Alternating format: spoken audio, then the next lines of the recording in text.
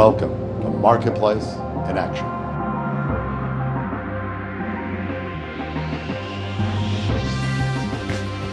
Giving you hope for your calling and purposes. Breaking down the Word to uncover the promises that God has for your life. Building your faith, for those promises are true.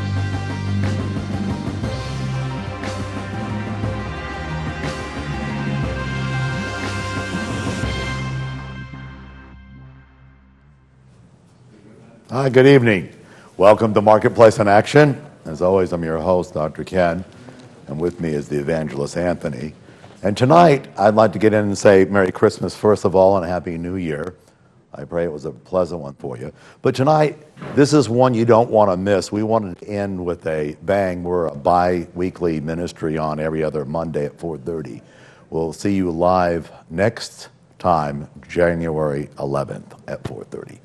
So tonight I want to talk about real quickly, I'll jump right into it. We have a lot to cover, but this will bless you and bring you into a whole new arena of what the year has for you. And I want to talk a little bit about the commercial Christmas that we have. And I want to bring the evangelist in to talk about it as well. So tonight we'll jump right into it. God has created you the way he wants you to be. And that's in Psalms 139 and Exodus 4. But it's our opportunity, in fact, it's our responsibility that we do what God has given us after he's molded us for his glory and purposes. So I want to start with tonight to reassure you in Job 33:14. It says, for God, he reveals his will. This is where I want to go. He speaks once, but more than once, even though men aren't ready. What does that mean? I think he speaks to us in visions and dreams. I think he speaks to us audibly and in our heart. It's like a small, still voice in the back of your head. It's like a small child's voice is what the word says. So the reason why I want to bring this to your attention, sometimes we don't heed, but the reason why I read that to you is so you know God is trying to speak to us. He's trying to be there for us. He's trying to warn us or direct us in the direction we should be going. Hebrews 8:11 says, know the Lord. It's by our effort that we know the Lord. So once we're saved, that's just the starting point. That doesn't mean it's over and everything's going to come to us. We have to make a conscious effort to know who he is, what his character is. How do we do that? We read the word. But Matthew 24:14 says that the gospel is preached around the world by witnessing. Now that means by proof and power. And the reason why I bring that up is man's tries to find the smart way to do it. But we know it's by God's wisdom that anything's done. So I want to throw one thought out just to you. And this is what leads me into everything we're going to talk about tonight.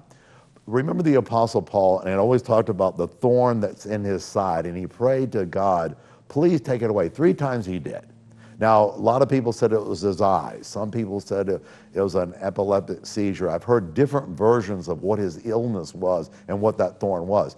Can I say this? Could it be possible the thorn in his side was the enemy? They were trying to kill him. This is just a speculation, but hear me on this, and that's where I want to go tonight. Is the enemy trying to kill you? Now think about it. Everywhere he went, the enemy tried to kill him, but God said, my grace is sufficient for you. That's what I'm telling you tonight. Do you think the enemy's out to kill you? That's fine. He's going to try, but he won't, because God is with you. His grace is sufficient for you. So tonight I want to open up with, what is Christmas about now that it's over with? I mean, what is the 25th? Is that really his birthday? We all know, most of us know it's not. But where did it come from? Let me give you some thoughts, and I'll bring the evangelist in to help comment with me. But this is all by historical priests, bishops of the Catholic Church, some historians, some university teachers. But Jesus, of course, wasn't born on the 25th, but most monks are saying that it could be August 28th, March 28th, or maybe November 18th, even September 11th. None of us really know for sure. The Lord didn't think it's meant anything for him to really say what year and the date that he was born. But I will say this, It's celebrated by a pagan holiday. That's where I want to start tonight. So it was a week-long celebration, if you can picture this. It's 18th to the 25th of December, and Roman law at that time dedicated that week because the courts were out of session. And Roman law said if the courts weren't in session, you could not be prosecuted, whether it be for damage of property or hurting another individual. So you couldn't be punished. So what they did was they got one person in each community in the Roman Empire back then. This is in the beginning of the Roman. This is before Jesus was born. So the Roman Empire back then had this long week celebration. They'd pick one man or woman to be the host, if you will. And what they would do, they were fed with rich food. They were with sexual perversion. They could go around doing just about anything they pleased. At the end of that week, they were brutally murdered, maimed, or killed, or all three. Just an interesting note of how that worked. That's the celebration and how it started. Now, through that week, the conclusion was they left it on the 25th, and I'll tell you why. Even though they were brutally murdered, that was on the 25th they did that on. What the Christian believers or the leaders, and this is from one Greek historian, they talked about the human sacrifices, the overall drinking. They would sing with nothing on, naked, from house to house. That's how drunk they would get. But that's where we got our modern caroling. That's how we started singing. Isn't that crazy how it went all the way from that to this? But anyway, the reason why I say all this is, it was like all hell broke loose during that time, that week. But one of the 4th century, to combat that evilness that was going on in that time, the Christian leaders of the day got together and says, there's so many masses that are celebrating this, and the reason why they killed that one person a week, they said that would take the evil from man if they destroyed that person. He represented all that was bad in mankind, and they would kill him for that community, and they were all covered. And none of them believed. It was just a pagan thing. So I say that to say this, is even though they meant well, the Christian leaders, and they turned it around and they brought it to that one day. They let them have the week, but they turned it around and they started getting people saved. They started getting people filled with the Spirit. But the problem was it was little success, and they didn't have a lot to. It was more hassle than it was worth it. They were still acting crazy. So with little success, what they did is from 1659 to 1681, here in America, what they did is the Puritans banned the celebration, but they left it to that one day, the 25th, because at the end, they all celebrated anyway on the 25th. So even though some of the leaders in the beginning used Jesus' birth, quote, birth, as a catch to lead him into Christianity, none of that was true. So what they did was this. Even across from Europe, from the popes, this is a horrible statistics, from 1466 to 1836, what they would do is the popes, this is the leaders of the Catholic Church, and I'm not picking on them, I'm just reading the facts. They would sit in the arenas and they would purposely have the Jewish rabbis in Europe. They would gorge them with rich food, and what they would do is make them run around naked and shame them and disgrace them in front of a huge crowd. And they'd run in the stadiums, they'd run outside the communities. I mean, just a horrible display of demeaning what the Jewish people were like. So the other thought was that finally, after all that stopped, because the Jewish leaders came into power, or the Christian leaders came into power by whipping their adversary. And in 1881, on December 25th, coincidentally, it was on the 25th, it all stopped. So there was a real Santa Claus, believe it or not. It was St. Nick. He wasn't a saint back then. He was a bishop. His name was Nicholas, and he was born in the year 2070. There's a reason why I'm telling you this. I want you to really give this some thought as I give you a foundation of what Christmas is based off of. Not in our Christian point of view here in America, but how it all started. And I want you to think about this. But he was a rich bishop, and the people in those days were extremely poor, and what he would do is secretly give money to the father of the bride to get married, or he would buy houses for people, or whatever the gift was to help them along in those days. And he was very, very popular. In fact, they made him a saint in the Catholic Church in the 1900s. But a lot of them were offended by that, and because of his gift giving.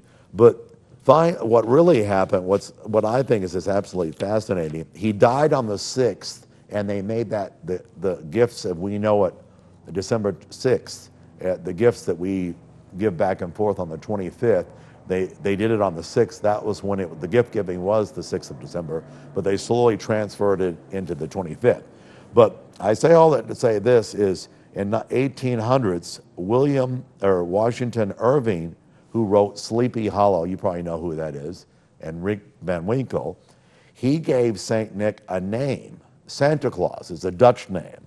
And that actually, the real Nicholas would throw the money down the chimney, and that's where they got the stockings from. They'd try to catch the money through the chimneys, through the stockings at that time of year.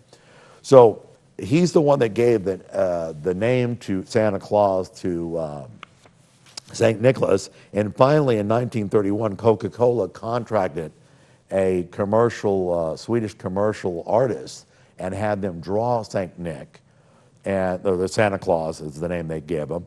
And he had that's who got the rosy cheeks. And actually, it was a pagan god that actually had the beard, and the one that was the spirit of Christmas, if you will, back in the early centuries. So all that, it was like a Christian crusader, which was St. Nick. It was a pagan god, and of course the commercial icon that we have today as Santa Claus. Pepsi hired the person that made him in the red cloak and had the reindeers and all that. So I say all that to say this, to be real, that Jesus really was birthed on the 25th, the answer is, of course, no. But this holiday of Jews being tortured and maimed and shamed, if we really knew what was behind Christmas, I mean, think about it, and I'll bring the evangelist in. We're celebrating and I'm all for Christmas, don't get me wrong. I love giving. That's not what I'm talking about. I'm talking about we have to use wisdom going in this new year. The year 2016, what 16 means is love. If we do not love God with all of our heart and pay attention to his commands and his laws, we will not make it through the rest of the years. This is a key point in history, folks. So I want you to listen to me tonight as we continue this final part of the program. And I want to show you that the 16th of love, is we love God, but we have to pay attention to what he's saying. And so I'm asking you, and I'll throw it to the evangelist, is Christmas, with all this stress, we're giving gifts to the boss, think about it, that we really don't care about, but we're giving it to show off that we're really for him. Or for an example, we're giving it to our next door neighbor because he has more money than we are, but we want to show him that we have the same amount of money. Or we give it to our children's children or grandkids that we really don't care about. Or we're parents that, we inherited stepchildren. We really don't care about them. We like our own, but we just want to show that we fit in the family. What is it really? What is the spirit? I mean, what do you think? That's funny, Dr. Ken. Christmas has become, it's so commercial. I mean, like you just said, the whole Santa Claus idea invented by corporations to sell products, and pagan holidays, things are adopted in, and Christmas trees they're pagan. It's like this. Got this one behind me. It's not representing Jesus. It's all gotten confused, but that's okay.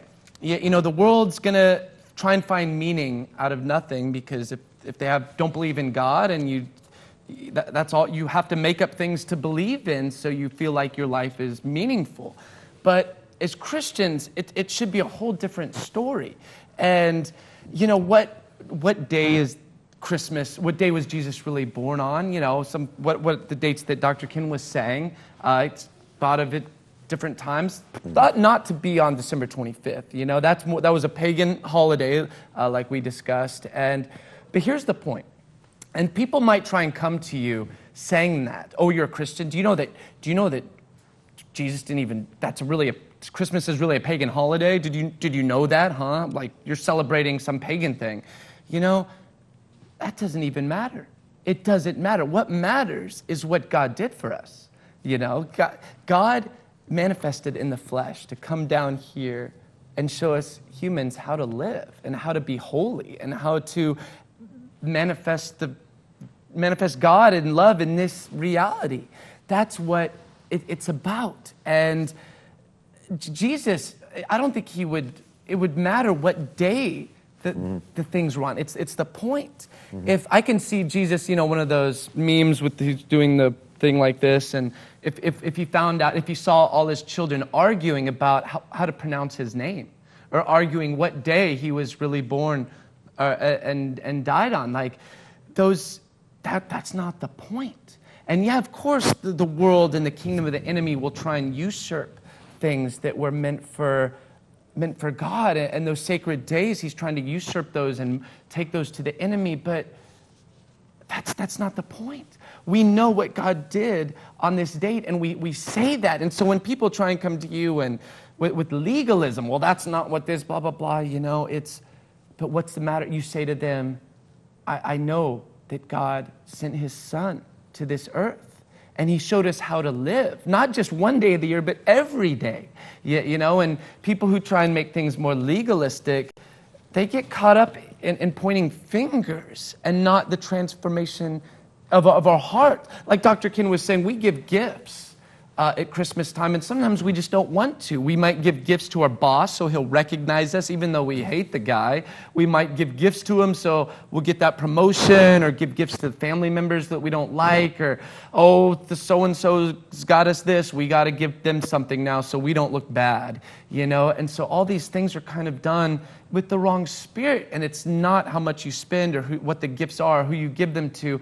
It's the heart behind it. So every time we give gifts, let's say, God, I want to do this in the right spirit. I want to follow you because I have the faith, and I want to express your love to others because Jesus has shown a way. So we can't get caught up in all the details, because people will try and get theological about these little details, and they'll devote their whole lives arguing about how to pronounce Jesus' name or what day he really was born on, and they miss the entire point of Jesus Christ's ministry.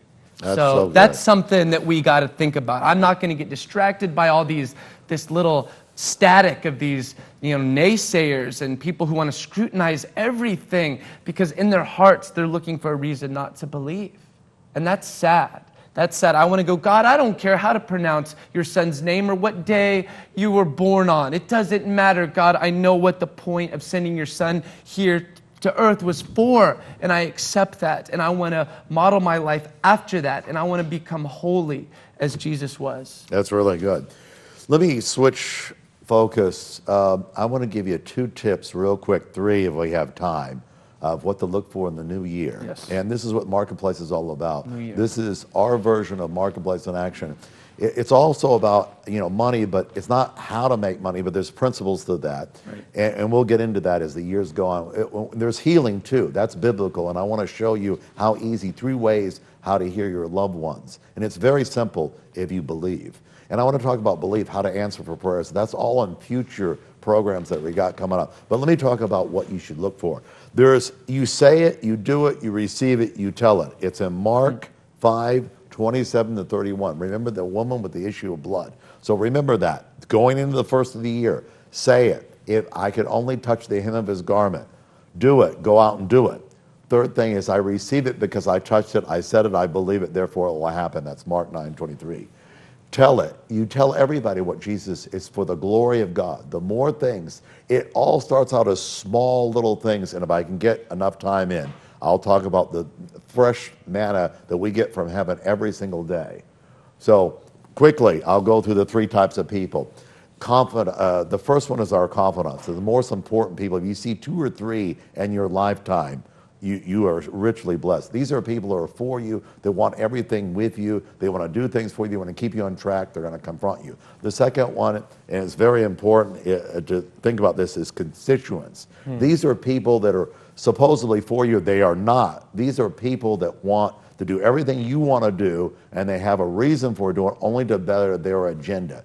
The second you tell them your dreams or fantasies, they will go ahead and do it without you. So be careful who you tell this to. And third is the comrade. Comrade only wants to fight the fight that you have. In other words, if you want to get rid of your boss and you're both in agreement, that's the only reason why they're going to be in agreement with you. They have no interest in you, and they don't care if they hear your dreams or what your destiny is. They're not going to. It doesn't matter to them. Once the fight's over, they're gone. So watch yourself. These confidants are easy to spot, because when you rejoice and dance when you come across something that God has richly blessed you, look around. Stop for a minute before you start rejoicing and see who's really rejoicing with you. If they're not a confidant. That's something to look for. The other thing I want to talk about real quick before we run out of time is kings and priests. What is a priest? All of you that go to church, listen to me. Everybody wants to be the pastor. Really? We have so many pastors now.